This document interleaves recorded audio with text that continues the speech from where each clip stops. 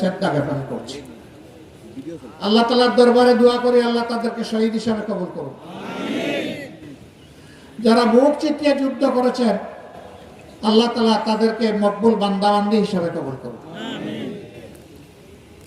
যারা পঙ্গুত্ব বরণ করেছেন, আহত হয়েছেন, আঘাত পেয়েছেন, আল্লাহ রাব্বুল আলামিন তাদের উপর তার কুদরতের প্রশান্তির হাত বুলিয়ে দিন এবং তাদেরকে আল্লাহ তাআলা সুস্থতার নিয়ামত দান করুন। আমরা বিশেষভাবে কৃতজ্ঞ ঋণী আমাদের যে সন্তানেরা 24 সালে আল্লাহ তাআলার পক্ষ থেকে শক্তি পেয়ে একটা অসম্ভবকে সম্ভব করেছে। আমরা তাদেরকে আমাদের ভালোবাসা উপহার দিচ্ছি। আমরা অন্তরের ভিতর থেকে তাদেরকে শ্রদ্ধা জানাচ্ছি এবং আমরা জাতির পক্ষ থেকে তাদেরকে কৃতজ্ঞতা জ্ঞাপন করছি। তারা একটা স্বপ্ন নিয়ে বুক চিতিয়ে দিয়েছিল আর সন্তানদের পাশে তাদের অভিভাবকরা এসে দাঁড়িয়েছিল। যুবকদের পাশে তাদের অনুজ ভাই বোনেরা এসে দাঁড়িয়েছিল। মা তার কুলের বাচ্চা নিয়ে রাস্তায় নেমে এসেছিলেন। সাংবাদিকরা প্রশ্ন করেছিল, আপনার একটি নয়, যারাই সন্ত্রাস, নৈরাজ্য, ফ্যাসিজমের বিরুদ্ধে আজকে রাস্তায় নেমেছে সবগুলো আমার বাচ্চা। ওই বাচ্চাদের সাথে সংহতি প্রকাশ করার জন্য এই কুলের বাচ্চা নিয়ে রাস্তায় এসেছে।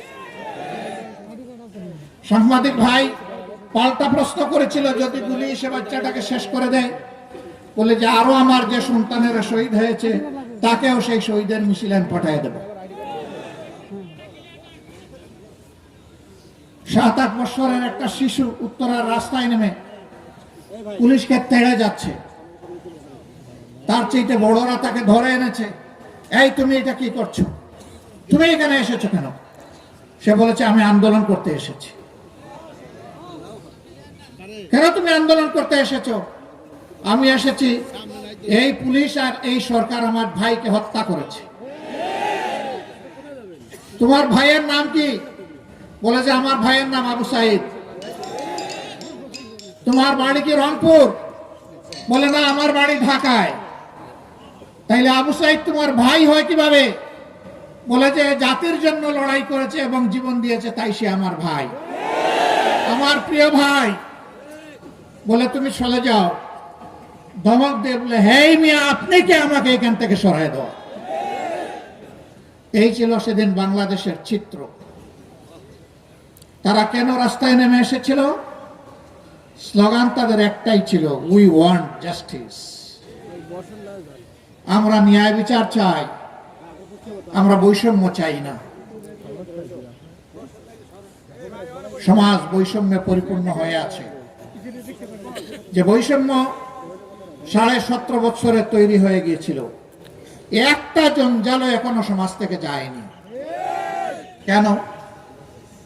স্বৈরাচার তো পতন হয়ে গেল, ওরা তো পালিয়ে গেল দেশ থেকে, অথবা গুহায় আশ্রয় নিয়েছে, কিংবা জেলখানায় তাদের এখন ঠিকানা হয়েছে। তাহলে আমরা কেন মুক্ত হতে পারলাম না? এর জবাব 18 কোটি মানুষের চোখের সামনে আছে, আমি বলতে গেলাম না। স্বৈরাচার পালিয়ে যাওয়ার পরে স্বৈরাচারের অপকর্মের উত্তরাধিকার যারা বহন করবেন তারা জাতির বন্ধু হতে জীবন দিয়েছে। অনুরূপ অপকর্ম কেউ করলে তারা সেই জীবনের সাথে, রক্তের সাথে আমানতদারি রক্ষা করবেন না, তার উল্টাটা করবেন। আমাদের সন্তানেরা রাস্তায় নেমেছিল চাঁদাবাজি বন্ধ করতে, দখলদারি বন্ধ করতে, জুলুম বন্ধ করতে। চাঁদাবাজি, দখলদারি এবং জুলুম কি বন্ধ হয়েছে? বন্ধ করতে হবে, বন্ধ করতে হবে, থামতে হবে, সরে আসতে হবে। আমাদের সন্তানেরা এই জন্য রক্ত দেয় নাই, কারো ফলস জমিদারি তৈরি করার জন্য রক্ত দেয় নাই।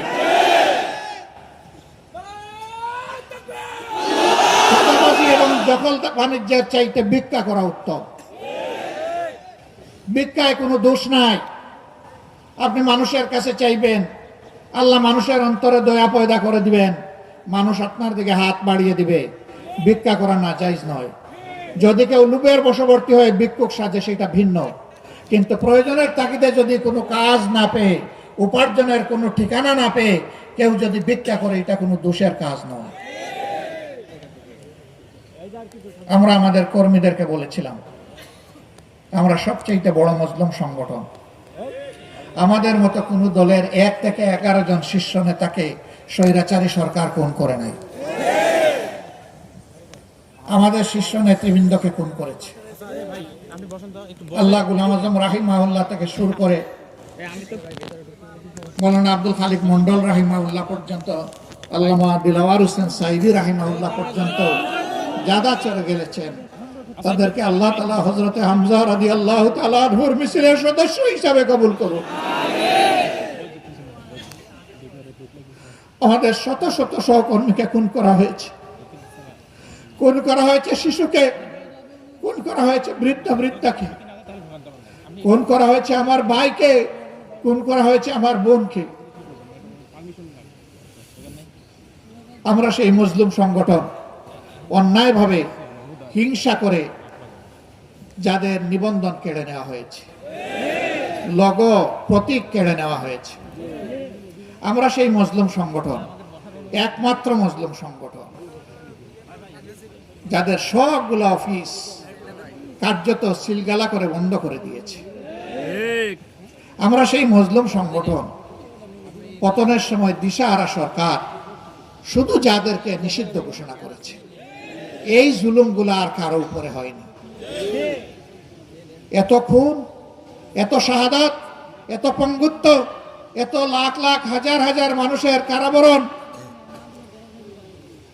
এই সমস্ত কিছু বুকে নিয়ে 5 আগস্ট আমরা বলেছিলাম, আমরা আল্লাহ তাআলার শুকরিয়া আদায় করি, আলহামদুলিল্লাহ। বাংলাদেশের জনগণের, মুসলিম জনগণের প্রতি আল্লাহ তাআলার এটা রহমত, আল্লাহ তাআলার এটা উপহার। কেউ কল্পনা করে নাই 5 তারিখে এমন একটা পরিবর্তন হয়ে যাবে। আমি ছাত্রদের কথাও জানি, তারাও কল্পনা করে নাই 5 তারিখে এই পরিবর্তন হবে। এই অসম্ভবকে সম্ভব করেছেন আল্লাহ রাব্বুল আলামিন। আমরা তাই প্রথমত আমাদের সহকর্মীদেরকে, তারপরে নির্বিশেষে পুরা দেশবাসীকে আহ্বান জানিয়েছিলাম, আল্লাহ তাআলার এই নিয়ামতের শুকরিয়া আদায় করার জন্য আসুন আমরা শান্ত থাকি, ধৈর্য ধরি এবং দেশ গঠনে অংশগ্রহণ করি। আলহামদুলিল্লাহ, আলহামদুলিল্লাহ, এত বড় একটা পরিবর্তন, এত জুলুম নির্যাতনের পরে, পরিবর্তনের পরে একটা দেশে যা হয়, সম্প্রতি ইতিহাসে বিভিন্ন দেশে যা হয়েছে তার কিছুই বাংলাদেশে হয়নি। আওয়ামী লীগের এক নেতা বলেছিলেন, আমরা ক্ষমতা থেকে নামলে 2 দিনের মধ্যে আওয়ামী লীগ এবং তার সহযোগী অঙ্গ সংগঠনের 5 লক্ষ লোককে প্রতিপক্ষের লোকেরা খুন করবে। এই কথা বলে বলে ওদেরকে ভয় দেখিয়ে মেরে কুটে যে কোনো মূল্যে ক্ষমতায় থাকার জন্য ওদেরকে মারমুখী করে রেখেছিল। মনুষ্যত্ব বিসর্জন দিয়ে ওদের ভিতরে পশুত্ব ঢুকিয়ে দিয়েছিল। আল্লাহর রহমতে 5 লক্ষ তো দূরের কথা, 5 জন মানুষও নিহত হয়নি। ওরা কাণ্ড জ্ঞানহীন হায়ানা হতে পারে, কিন্তু বাংলাদেশের মানুষ দায়িত্ব জ্ঞান সম্পন্ন। তারা দায়িত্ব জ্ঞানের পরিচয় দিয়েছে, তারা পরিচয় দিয়েছে তারা দেশকে, জনগণকে ভালোবাসে। যারা শেষ দিন পর্যন্ত ক্ষমতার মানুষ খুন করার হুকুম দিয়েছে, মানুষ খুন করেছে, তারা প্রমাণ করেছে তারা দেশকেও ভালোবাসে না, জনগণকেও ভালোবাসে। তারা শুধু গদিকে ভালোবাসে, লুটপাটকে ভালোবাসে, চুরি চামারিকে ভালোবাসে, দেশের সম্পদ বিদেশে ট্রান্সফার করাকে ভালোবাসে। তারা তাই প্রমাণ করেছে। প্রিয় সম্মানিত ভাইয়েরা, একটা ধ্বংসস্তূপের উপর বাংলাদেশ এখন দাঁড়িয়ে আছে। ব্যাংক, বিমা সেক্টর, কর্পোরেশন সব কিছু এরা উজাড় করে গেছে, মাটির সাথে ধসিয়ে গেছে। এরা এখন, এদের চেলারা এখন মাঝে মাঝে দেখি অনলাইনে এসে মাথা উঠে বলে যে আমরা না স্বর্গে ছিলাম, এখন পড়ে গেলাম অন্য জায়গায়। হ্যাঁ, স্বর্গ তোমাদের জন্য ছিল, এটা সঠিক, আর বাংলাদেশের মানুষের জন্য এটাকে তোমরা বানিয়েছিলে নরক। তোমাদের ওই স্বর্গ আর তোমাদের কাছে ফিরে আসবে না। এখন বাংলাদেশের মানুষের কাছে কিভাবে স্বর্গ ফিরে আসে সেই চেষ্টাই আমরা করে যাব ইনশাআল্লাহ।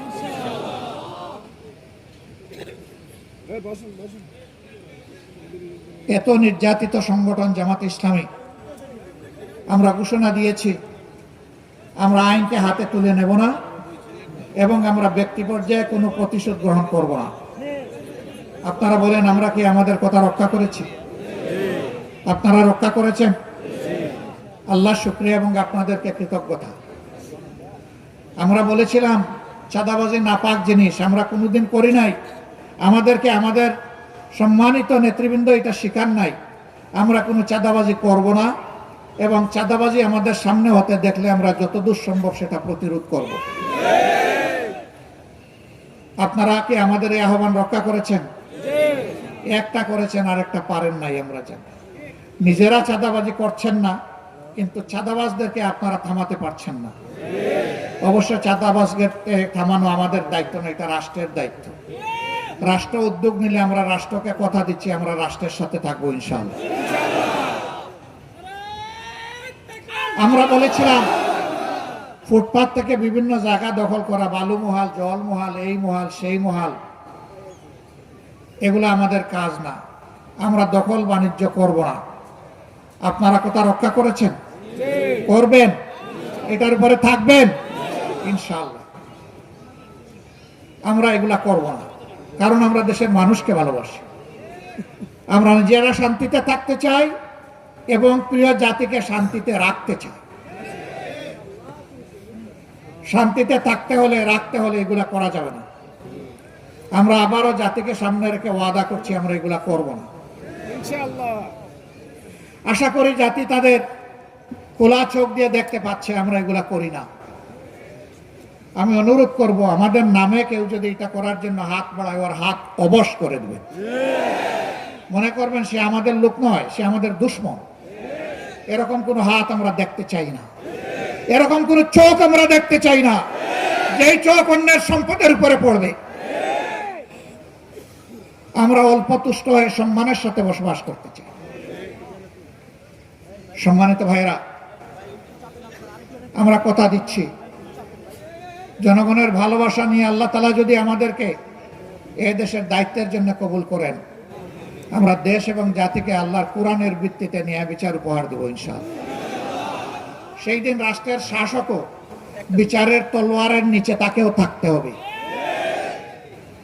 তিনি অন্যায় করলে রাষ্ট্র তাকে ক্ষমা করবে না, বিচার বিভাগ তাকে ক্ষমা করবে না। ইসলামের সোনালী ইতিহাস তাই বলে। একটা রাজ্যের গভর্নর খলিফা তাকে ডেকেছেন, ডেকে এনে সম্মানের সাথে বলছেন এ দায়িত্ব আপনার আর পালন করতে হবে না। বলেছেন যে আমি সংশোধন হতে চাই, আমার দোষটাকে আমাকে বলুন। খলিফা বলেছেন আমি খবর পেয়েছি আপনাকে যেদিন আমি গভর্নর নিয়োগ করেছিলাম সেই দিন আপনার যে অবস্থা ছিল, সম্পদ ছিল, সহায় ছিল, তা নাকি এখন একটু বেড়ে গিয়েছে। আপনি যে ভাতা পান রাষ্ট্রের কোষাগার থেকে, বায়তুল মাল থেকে, সেই ভাতায় তো কোনো সুরত আপনার জীবন চলার কথা আমার মতো, আপনি উদ্বৃত্ত করলেন কিভাবে? তিনি বললেন যে বিভিন্ন জায়গা থেকে উপঢৌকন এসেছে, সেইগুলা গিয়ে আমি উত্তর বন্ধ করে দেব। খলিফা বলেছেন আপনি যদি ওই জায়গায় না থাকতেন আপনাকে কি কেউ উপঢৌকন দিত? নিচ্ছক বললেন যে এখন আপনাকে সরায় দেওয়া হলো, দেখি কে আপনাকে একটু উপঢৌকন দেয়। এটি হচ্ছে ইসলামের রাষ্ট্র। এটা কাউকে ক্ষমা করবে না, কারণ মুখ দেখে সিদ্ধান্ত নেবে না, বরঞ্চ কোরআনের নীতি দেখে সিদ্ধান্ত নেবে ইনশাআল্লাহ। এ রাষ্ট্র কায়েম হলে দল ধর্ম নির্বিশেষে সমস্ত মানুষ তার জীবন, তার সম্পদ, তার ইজ্জতের নিরাপত্তা পাবে। সে নিরাপত্তা পাবে বেঁচে থাকার সম্মানজনক ভাবে, গ্যারান্টি পাবে তার মেধা বিকাশের, গ্যারান্টি পাবে তার মেধা এবং যোগ্যতা অনুযায়ী হাতে কাজ পাওয়ার। রাষ্ট্র দেখবে না কে কোন ধর্মের, কে কোন দলের, রাষ্ট্র দেখবে এই কাজের জন্য সে যোগ্য কিনা। সম্মানিত ভাইয়েরা, যে আল্লাহ মুসলমানদেরকে পয়দা করেছেন সেই একই আল্লাহ তো অন্যান্য ধর্মাবলম্বীদেরকে পয়দা করেছেন। আল্লাহ চাইলে সবাইকে হেদায়েত দিতে পারতেন না? না, আল্লাহ